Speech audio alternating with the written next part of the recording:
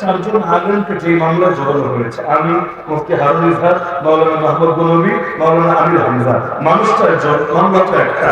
এখন যেই ছেলেটাকে দিয়ে মামলার ব্যাকগ্রাউন্ড আর টিমটাকে দাঁড় করানো হয়েছে, সাকিব, হাত থেকে যেগুলো চিনি না, নামও দেখি নাই, কারাগারে গিয়ে দেখা যে না, এই নামে এই লোকটাকে কেন্দ্র করে মামলাটা সাজানো হয়েছে।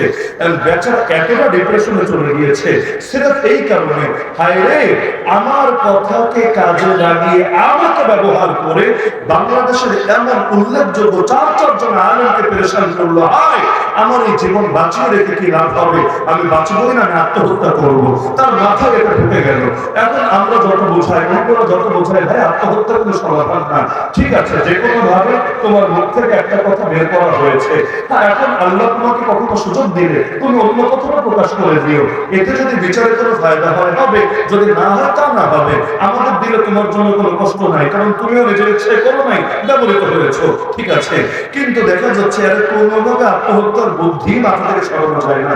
আমরা যখন গেলাম কেন্দ্রীয় কারাগারে, ঢাকা কেন্দ্রীয় কারাগার, যেটা কেরানীগঞ্জে অবস্থিত, এখন সকল রুমে খালি আসামি আর আসামি, হুজুর দিয়ে ভরা, এক এক করে 6জন 7জন করে হুজুর। এর মধ্যে গিয়ে আমরা তখন এক রুমে, সাকিবরা নিয়েছে আরেক রুমে, ওই রুমে হেফাজতের মামলা বেশ কয়েকজন হুজুর। ওখানে বসে সে বলল, হুজুর এই যে দেখেন, এই হুজুর গুলো আমার কারণে জেলে এসেছে, আমার মতো এই পাপের জীবন যদি দুনিয়া না থাকতো তাহলে তো তাদের জেলে আসা লাগতো না।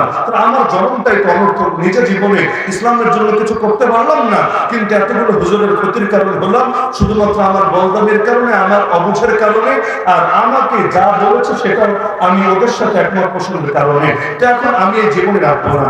সব হুজুর মিলে বোঝাচ্ছে, দেখা যায় কাজ হয় না। সে ডাইরেক্ট বললো যে হুজুর আপনারা খেলে ঘুমান, বাকি কাজ আমি করে ফেলবো। এখন তো গেছে এদের প্রাণের পানি শুকিয়ে। আমাকে ডেকে বলে, রুম কিছুটা দূরে ডেকে বলে, উসমা সাহেব একটু বুঝান, না হলে যদি এখন আত্মহত্যা করে আমরাও তো বিপদে পড়ে যাবো। কারণ যেই রুমের আত্মহত্যা করে ওই রুমের বাকিদেরও খুব ঝামেলায় পড়ে। আসলে আত্মহত্যা করেছে নাকি ঝুলিয়ে মেরে ফেলেছে, এগুলো তো আরেক রহস্য থেকে যায়। এখন সবার ঘুম হারাম। এখন তারা আবার কারা কর্তৃপক্ষকে ডেকে বললো, কাহিনী কিন্তু এরকম। তারা এসে বললো, কেন আত্মহত্যা করবা? কারণ বললো, হায় হায়। এখন কারো বুঝি সে মানে না। এখন দেখা যায় জমাদার আসে, সুবেদার আসে, এগুলো কারাগারের পরিভাষা। জমাদার এসে বোঝায় কাজ হয় না, সুবেদার এসে বোঝায় কাজ হয় না। এমনকি দেখা গেল জেলের মূল কর্তৃপক্ষ যারা দায়িত্বশীলরা, তারা এসে বোঝায় কাজ হয় না।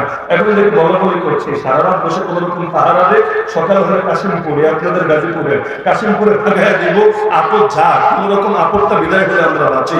তো আমরা খেয়াল করেছি পুরো রাত ওই রুমের সামনে আলাদা প্রহরী নিয়োজিত রেখেছে, যাতে পোলাটার নাম অন্তত বেঁচে থাকে। এখন কোন রকম রাতটা পার হলো, সকালে সবাই ভাগায় দিল কাশিমপুরে। কাশিমপুরে এসে তো আত্মহত্যার ভূত যায় না, খায় না, সকালে না, দুপুরে না, রাতে না, আর এরকম বসে এক ধারে থাকে, দেখা যায় শোয়ও না। এখন আশপাশে রুমের সবাই ভয় পেয়েছে, ভেবেছে জিনে ভরেছে, কারণ এইরকম রাত বিরাতে পড়ে আছে, হঠাৎ হাসে, হঠাৎ কাঁদে, এক একবার এক এক অতীত স্মরণ করে, আবার মায়ের সাথে কথা বলে, বাপের সাথে কথা বলে। এরা তো চিন্তিত, হুজুর মনে হয় পাগল হয়ে গেছে। দীর্ঘকাল পাগলা কারণেও তাকে রাখা হয়েছে কাশিমপুর কারাগারে, যে তার মনে হয় ছিঁড়ে গেছে, কিন্তু কেউ বুঝতে পারছে না যে এমনি সাদা সিধা, কিন্তু বেচারা আসলে বাঁচতেই চাচ্ছে না, আত্মহত্যা করবে।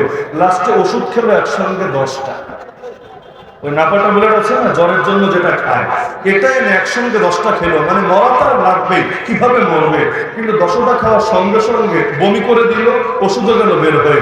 এখন সবার থেকে বিদায় নিচ্ছে, হুজুর আমি মরে যাব, আমি ওষুধ খেয়েছি, আমাকে ছেড়ে দেন। খবরই নাই যে বমি হয়েছে, আর মরবে না। তা আমরা দেখেছি যে কারাগারের মধ্যে সবচেয়ে বেশি ভয় থাকে যে পাছে না কোনো আসামি আত্মহত্যা করে বসে, না অনেক চাকরি চলে যায়, স্থায়ীভাবে তাদেরকে বরখাস্ত করে দেওয়া হয় ব্যর্থতার অভিযোগে। কিন্তু ওই জামানাতে এমন ছিল না।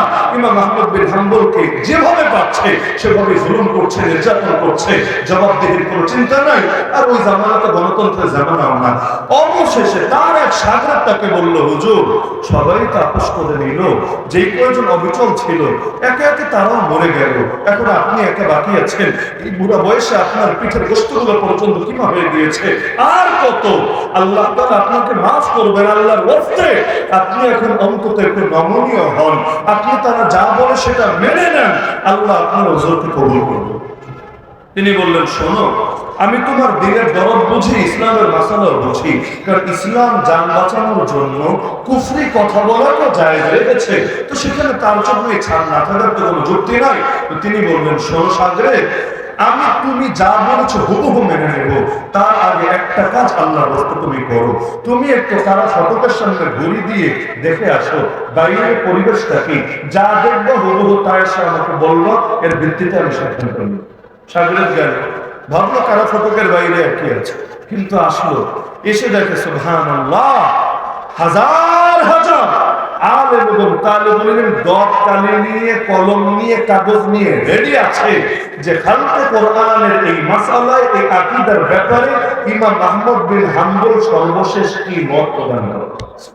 ওই যুগে তো, এখন তো মিডিয়ার মাধ্যমে সারা দুনিয়া এক মুহূর্তে খবর ছড়িয়ে যায়, ওই যুগে তো এভাবে ছড়াতো না, একজন আরেকজনের কাছে, সে আরেকজনের কাছে এভাবে পৌঁছাতো।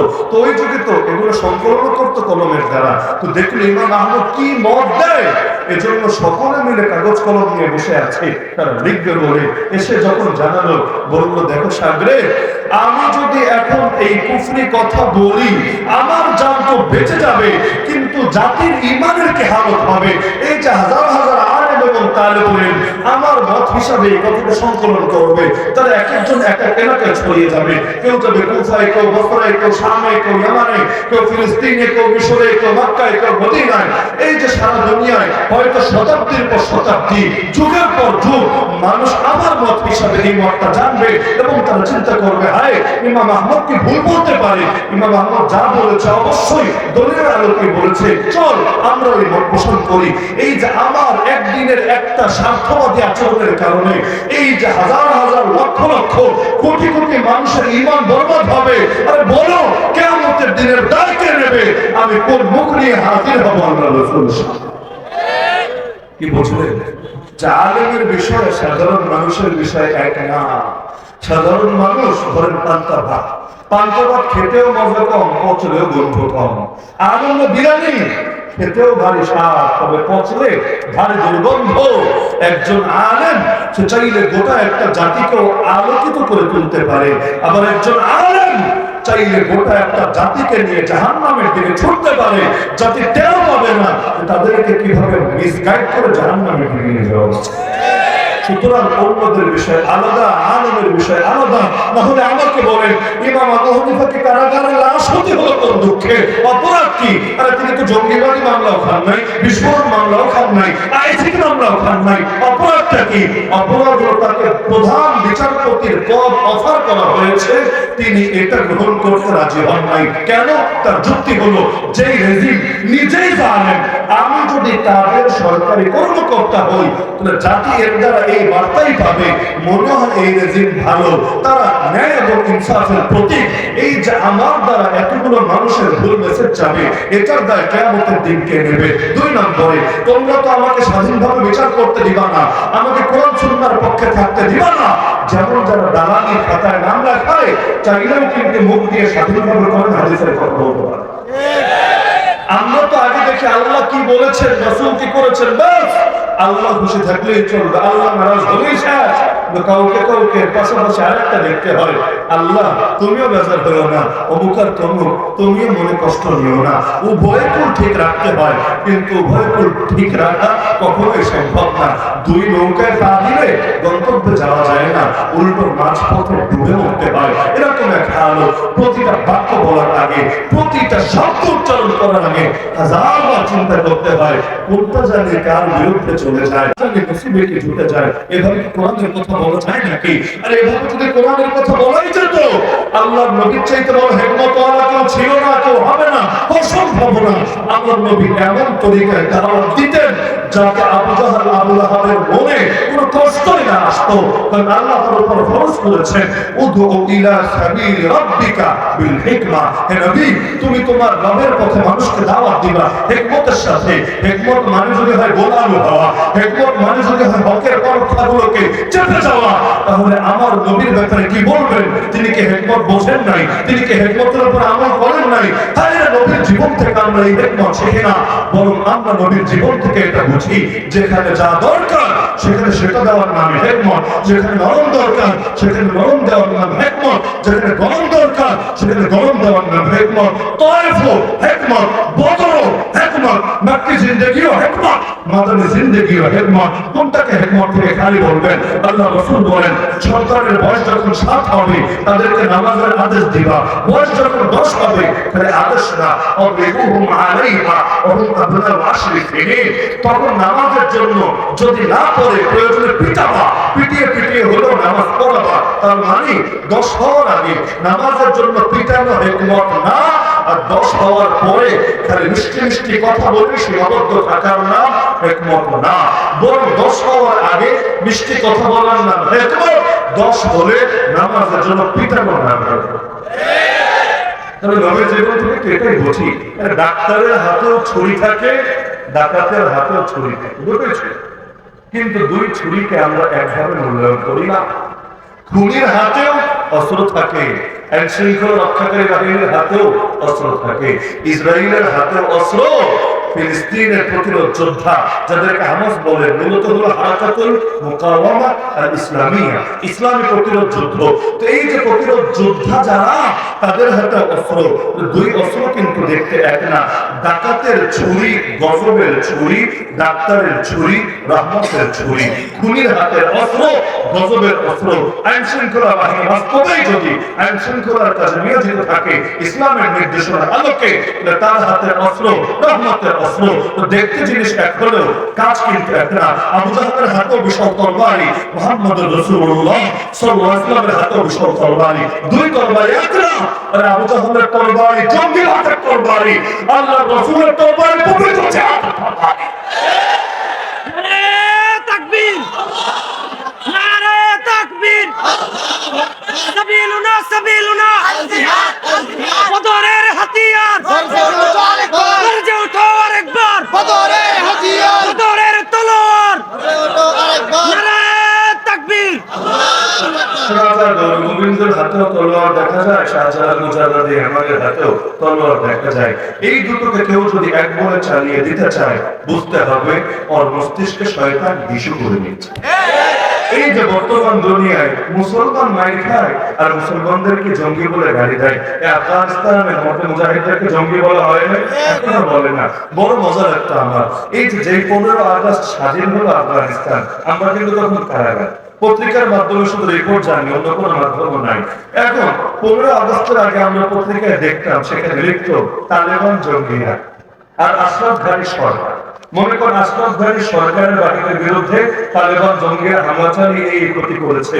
15 আগস্টের পর ওই পত্রিকায়, সেকুলার পত্রিকা, লিবারেল পত্রিকা, এই বাম সাংবাদিকদের হাতে লেখা, এতেই দেখি তালেবান সরকার। হায় হায়, দুদিন আগে ছিল জঙ্গি, দুদিন পর তারাই হয়ে গেল সরকার। এখন জঙ্গি বলে কাদের জানেন? হ্যাঁ, এখন তালেবান সরকারের বিরুদ্ধে হামলা করেছে আইএস জঙ্গিরা। তার মানে কি, দুদিন আগে ওরা ছিল জঙ্গি, এখন ওরাই সরকার। এই ব্যাপার কেমনে রে ভাই? আগে জঙ্গি থাকলে পরেও জঙ্গি, ক্ষমতা দখলের আগে যারা জঙ্গি, ক্ষমতা দখলের পরেও জঙ্গি। জঙ্গি আবার অন্য জিনিস হয় কিভাবে? কিন্তু না, তার মানে হইল যে যখন ক্ষমতায় থাকে তখন তার পুজো দিতে হয়। সত্যের ভক্ত নরমের জন, এটাই যদি হয় নিয়তি, তাহলে আদর্শের আর কি বাধা থাকে?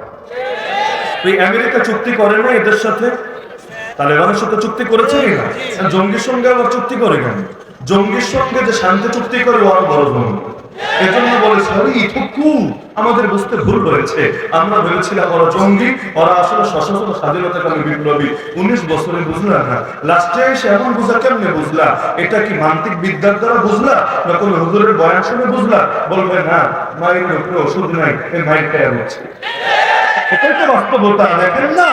এক এক সময় এক এক রূপ পাল্টায়, এক এক সময় এক এক খোলস পাল্টায়। দুদিন আগে বলে একটা, দুদিন পর বলে আর একটা। এই মক্কাবাসী আমার নবীকে মারতে মারতে, আরে নবীর বৃদ্ধা সাহাবী সুমাইয়া রাদিয়াল্লাহু আনহা, বয়স যার এত বেশি, তার সন্তান হয়ে গেছে জোয়ান। এই বৃদ্ধা নারী সাহাবীকে মধ্যস্থানে বর্ষা দিয়ে আঘাত করে আবু জাহল নিজের হাতে শহীদ করেছে। কিন্তু নবী যখন বিজয়ী হয়ে মক্কায় প্রবেশ করেছেন, নবী সবাইকে সামনে বসিয়ে বললেন, এই আমার থেকে কেমন আচরণ আশা করিস বলতো? এখন বলে আখুন কারীম, অবনু আখুন কারীম, ভাই না ভালো, তুমি আমাদের ভালো একটা ভাইয়া আর আমাদের ভালো একটা ভাইয়া সন্তান, মানে তোমাদের বাপও আমাদের মুরব্বীদের ভাই আর তুমিও আমাদের জওয়ানদের ভাই। আরে ভাইকে ভাইয়ের সঙ্গে খারাপ আচরণ করে, বাহ, মুখ থেকে যেন মধু ধরে। এত মধু আগে ছিল কোথায়? আগে যদি অন্তত এর হাজার ভাগে একবার সৌজন্য বলে দেখাতো, তাদেরকে তো এতটা লাঞ্ছিত হওয়া লাগতো। এই যে সারা দুনিয়ার মধ্যে ইসলাম ফোবিয়া ছড়িয়ে দিচ্ছে, এক এক সময় এক এক লাইনে ছড়ায়। কখনো জিহাদ, ভাইবেন না এটা যে জিহাদ খেলাফতের শব্দগুলো বাদ দিলে কাফের মুশরিকরা আমাদের উপর রাজি হয়ে যাবে। এটা যদি হতো আমার নবীর গায়ে একটা ফুলের কাঁটাও দিত। কিন্তু না, ওদের দুশ্মনী আসলে জিহাদ খেলাফত নিয়ে না, ওদের দুশ্মনী হলো পুরো ইসলামটাকে নিয়ে। তবে বলবেন জিহাদ নিয়ে এত সিরিয়াস কেন? কারণ অ্যান্টি ভাইরাসের বিরুদ্ধে ভাইরাস তো সিরিয়াস হবেই, বর্ডার গার্ডের বিরুদ্ধে স্মাগলিং যারা করে সিরিয়াস তো হবেই। এখন ভাইরাসের টার্গেট হলো পুরো ডিভাইসকে নষ্ট করা। তো ডিভাইসে ঢুকতে চাইলে সবচাইতে বড় বাধার নাম অ্যান্টি ভাইরাস। এখন সে আগে বোঝায় অ্যান্টি ভাইরাসটাকে দূর করতে হবে কোনোভাবে। ট্রান্সজেন্ডাররা যেমন আমাদেরকে বোঝায়, আরে আমার শরীর একরকম হলে কি হবে, মনটা তো তোমারই মতো, তোমার সাথে আমাকে রাখো না, আমার দ্বারা তোমার কোনো ক্ষতি হবে না। শিয়াল এসে যদি মুরগিরা বোঝায়, দোস্ত মুরগি আমার থাকতে দে না, তোর সাথে খোয়াই। মুরগি বলবো তোরা কিভাবে আমার সাথে থাকতে দিতে পারি, তুই আমার দুশ্মন। বলে আরে না না, আমি তোর দুশ্মন হব কেন, আমার দেহটা শিয়ালের দেহ হলে কি হবে, মনটা পুরাই মুরগির মতো, আমার আর বন জঙ্গল ভাল লাগে না, আমার অন্য শিয়ালদের সাথে থাকতে ইচ্ছা হয় না।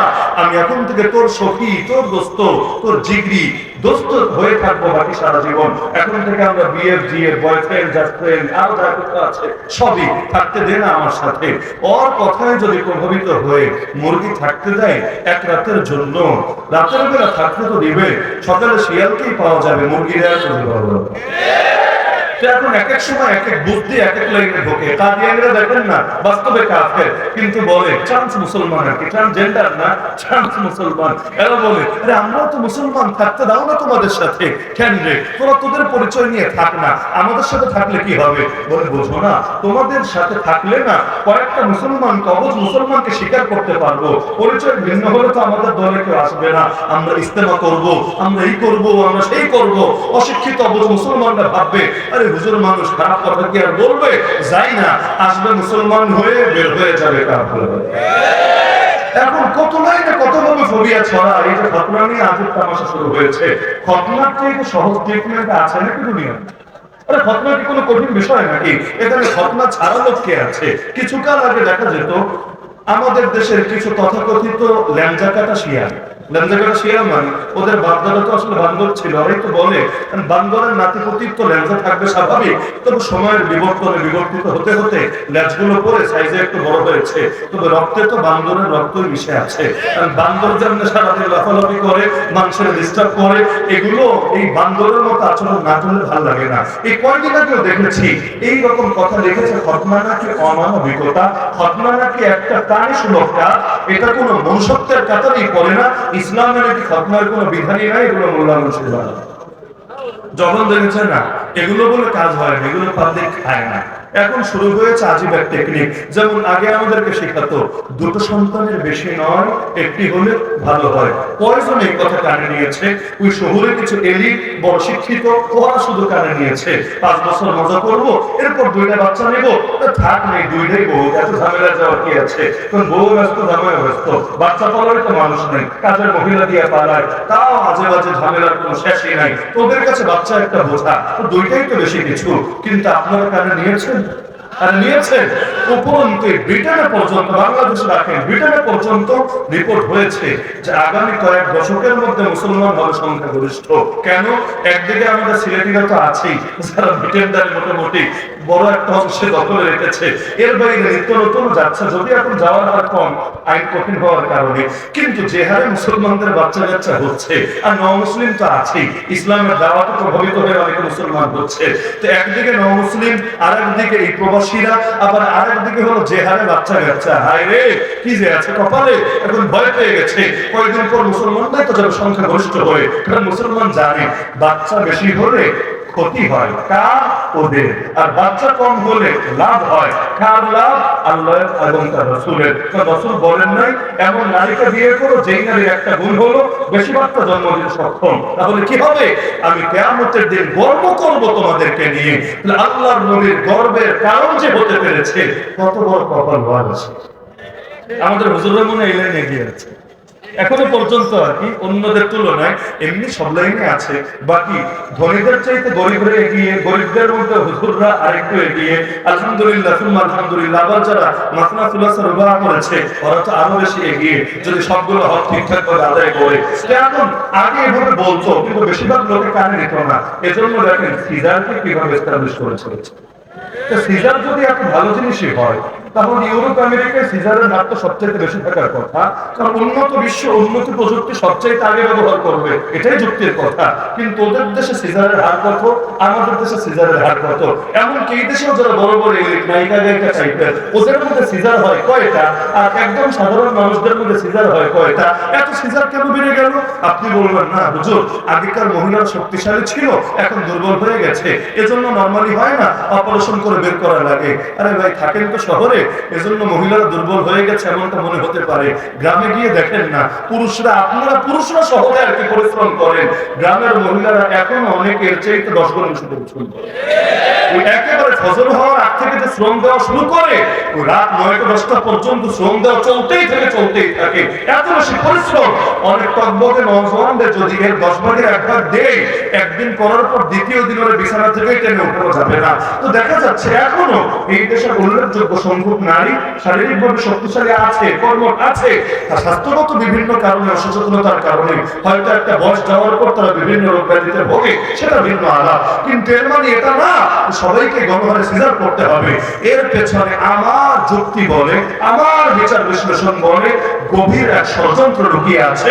একটা তো পয়সা ষড়যন্ত্র আছে, এটা বুঝতে তো আর পিএইচডি করা লাগে না। অনেক বেসরকারি মেডিকেল, কারণ যদি ওরা নরমালি ডেলিভারি করে কয় টাকা পাবে? সিজার একটা করলেই তো সেই রকম লাভ। অন্তত 10-12 হাজার করেও যদি পায়, সর্বনিম্ন বললাম 10-12 হাজার করেও যদি পায়, লস কোথায়? মাসে 30টা করতে পারলেও বহুত ব্যাপার। তো একদিকে তো পয়সার ব্যাপার আছে, কিন্তু আরেকদিকে আমার বিচার বুদ্ধি বলে মুসলিম উম্মাহ কিভাবে হ্রাস পায় তাদের সংখ্যা।